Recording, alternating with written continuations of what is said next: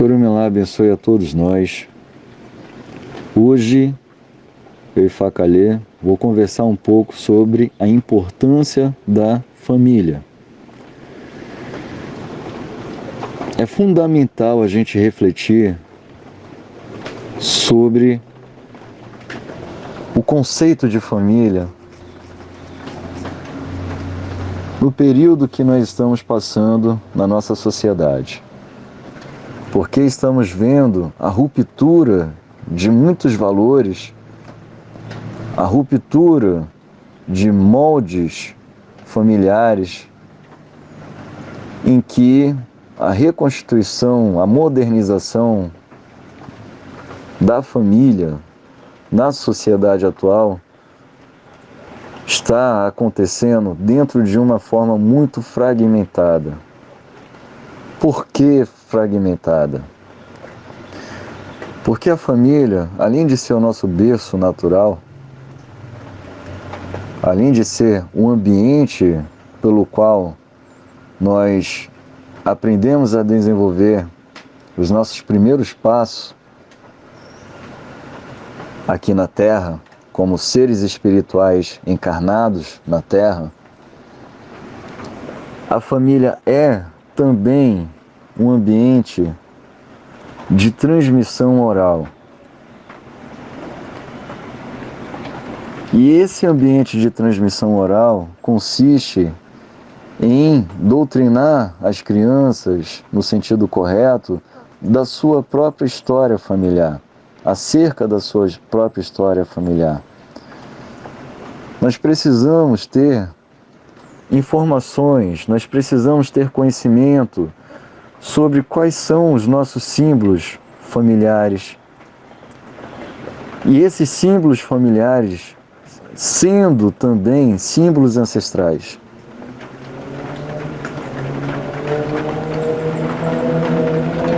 É pelo desconhecimento desse pequeno entendimento que muitas pessoas conseguem buscar ajuda nas diversas religiões. Entretanto, essa ajuda se torna muito diminuta, muito parcial.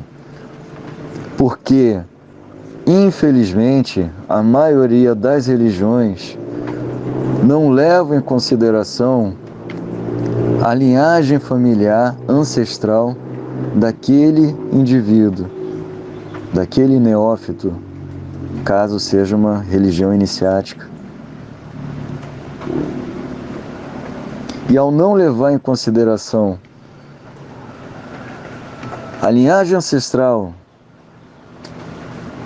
de algum determinado indivíduo que é membro da comunidade religiosa, não adianta que esse indivíduo vai padecer. E padecer por quê? Pelo desconhecimento sobre a sua própria história. E sem conhecer a sua própria história, ele não vai ser capaz de perceber como muitas coisas acontecem na sua vida a partir do seu plano inconsciente, porque esse plano inconsciente está ligado a uma memória familiar. E essa memória familiar, ela apresenta um padrão positivo, sim, que nós chamamos de Irê, mas ela também apresenta um padrão, um histórico deletério, de dificuldades, em que as pessoas que foram sucedidas por esse indivíduo, por essa pessoa que está vivendo no tempo presente, elas não conseguiram, muitas vezes, cumprir o chamado Dharma, e com isso estabeleceram muitos karmas, karmas que alcançaram seus descendentes. E o conjunto desses karmas na condição familiar é o que nós chamamos também de padrões arcaicos, em que existe ali uma consciência familiar que precisa ser percebida, porque essa consciência já está se sucedendo em gerações por gerações, alcançando já a terceira e a quarta linhagem familiar.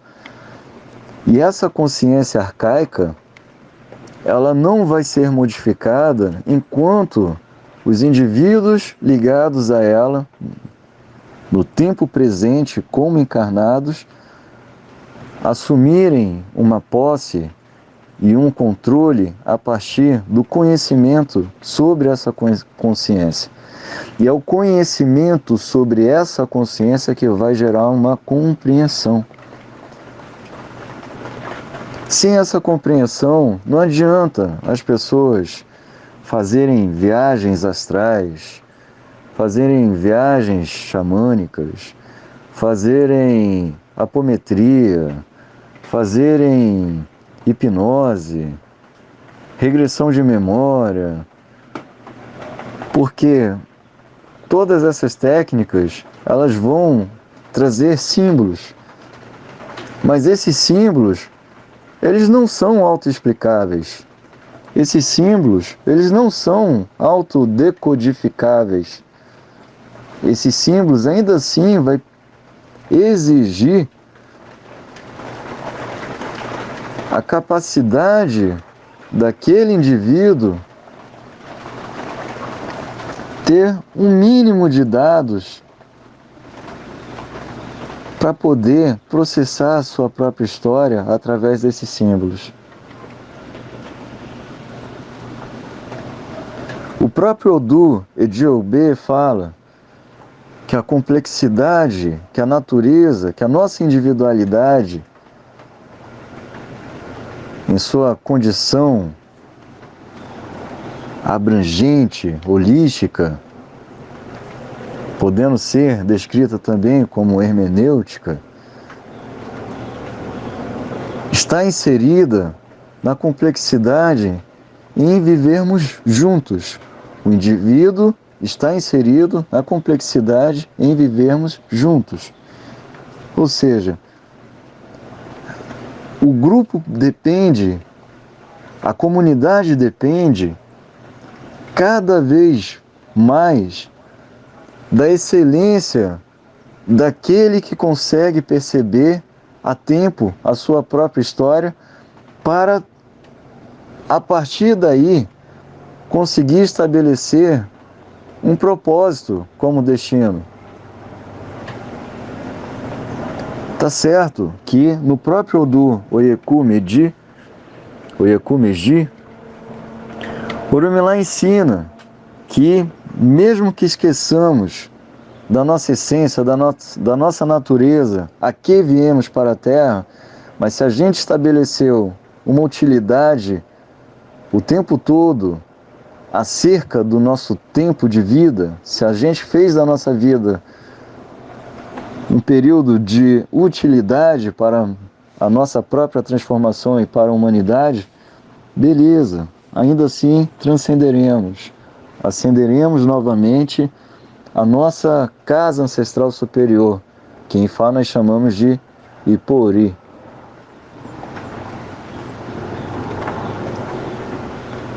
Podemos também descrever como Ikoleorum. Podemos também chamar de Orum Rere e tantos nomes. Mas, quando a família, por diversos bloqueios, abre mão da sua própria história e deixa de capacitar os seus indivíduos, isso acaba por se transformar numa terrível sentença. Porque aqueles indivíduos crescerão sem história, aqueles indivíduos crescerão sem buscar meios, recursos para lidar com seus desejos mais genuínos, mais profundos, ligados ao campo do Agbá, que é um campo específico na nossa natureza humana. Eles não vão entender com facilidade, com mais proximidade, o porquê de muitas coisas acontecerem no seu destino, no seu ayamó. E aí eles vão padecer de uma falta total de autonomia. Eles vão ficar a encargo, à mercê da vida, do que a vida vai impor. Eles não vão assumir o controle sobre essa vida. E isso acontece também para as pessoas que negam a história por não perdoar os seus familiares, por não querer nem saber quem são seus familiares, porque teve um problema com o pai ou teve um problema com a mãe. E aí eles negam a própria história pela frustração que tiveram com aquele ente familiar específico. E ainda assim, eles se investirão de tantos bloqueios inconscientes ligados a essa consciência arcaica.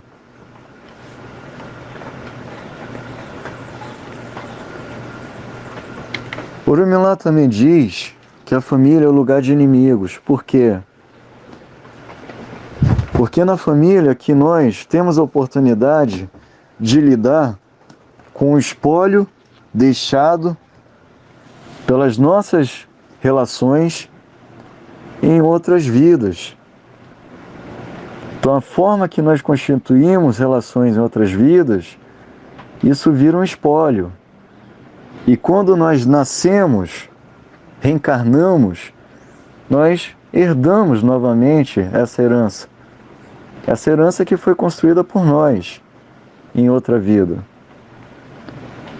E essa herança, ao ser reempossada por nós,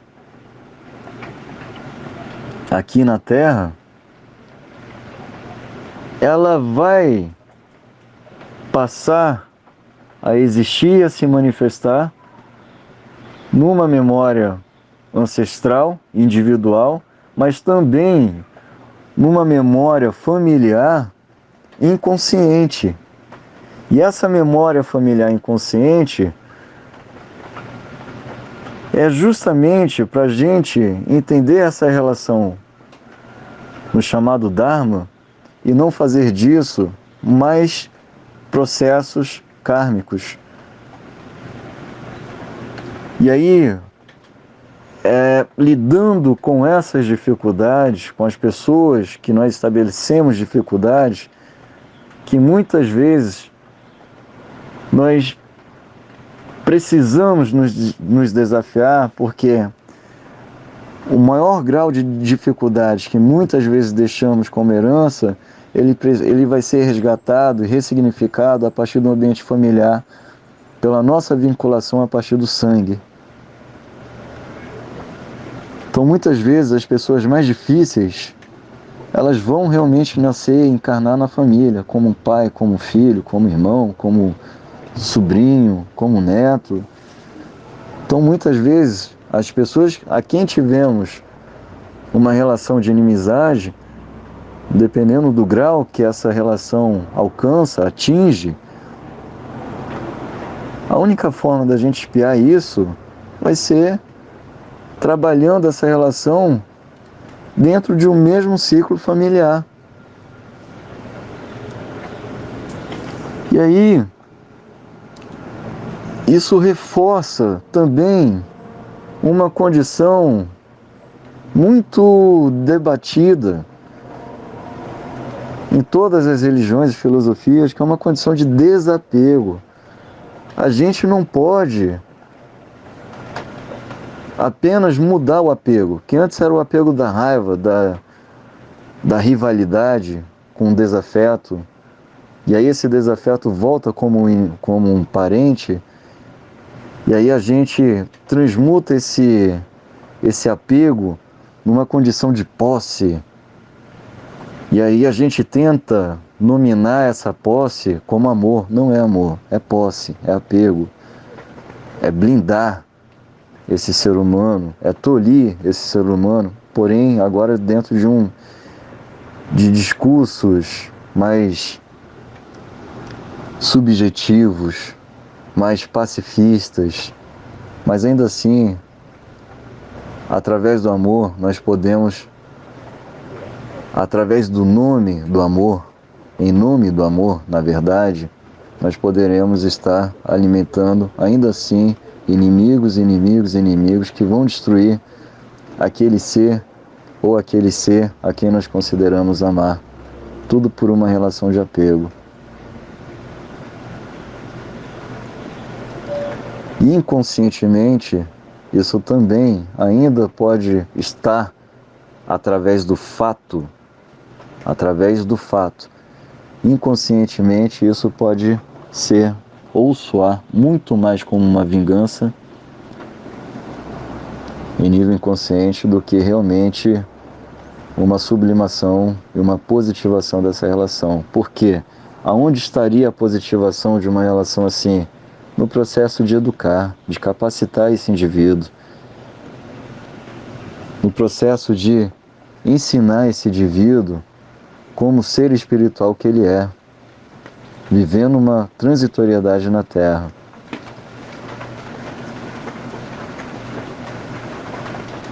E aí percebemos a necessidade de pautar a nossa existência em equilíbrio com as outras pessoas.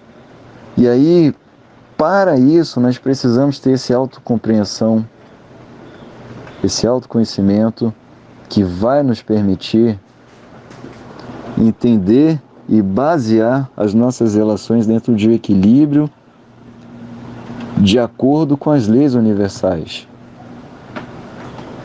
E é importante dizer isso porque a ignorância sobre o lema do amor, ela é a pior forma da gente transgredir as leis universais.